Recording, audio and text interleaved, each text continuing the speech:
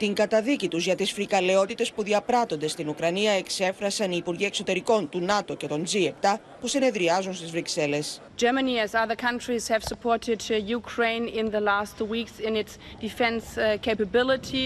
Also, my country, we have supported Ukraine with different military weapons, and we are looking closely with our partners how we can support Ukraine in the future. We also have a responsibility to prevent this conflict from escalating beyond Ukraine and become even more deadly, even more dangerous and destructive. My agenda is very simple. It has only 3 items on it.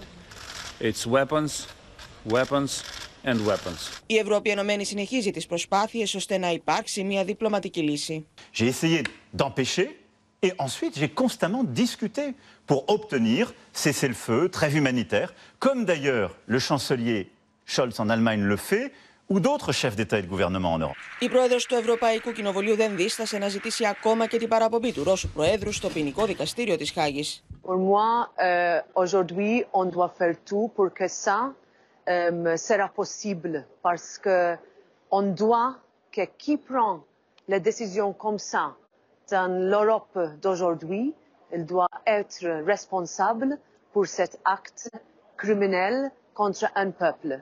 Οι νέες κυρώσεις των Ηνωμένων Πολιτειών κατά της Μόσχας είχαν στόχο 2 από τις κόρες του Βλαντιμίρ Πούτιν, τη Μαρία και την Καταρίνα, αλλά και 2 ρωσικές τράπεζες.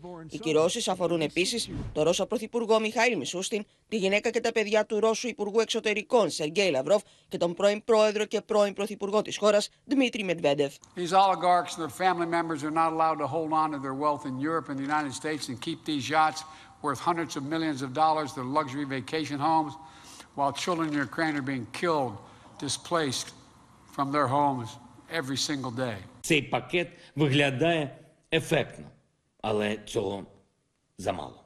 Але все ж навряд чи його можна назвати співмірним тому злу, яке світ побачив в Бучі, тому злу, яке продовжується в Маріуполі, в обстрілах Харкова, в намаганні Росії розпочати новий, глобальний, κривавий наступ на Δονμπάσι. Οι κυρώσεις αυτές έρχονται μετά τον μπαράζ απελάσεων εκατοντάδων Ρώσων διπλωματών από δεκάδες δυτικές χώρες. Η Μόσχα έδωσε σκληρή απάντηση στις απελάσεις. Очевидно, что вот этот страшный преступный фейк, сценарий был сфабрикован для того, чтобы оправдать очередной заранее подготовленный пакет санкций, включая масштабную высылку российских дипломатов из ряда западных стран.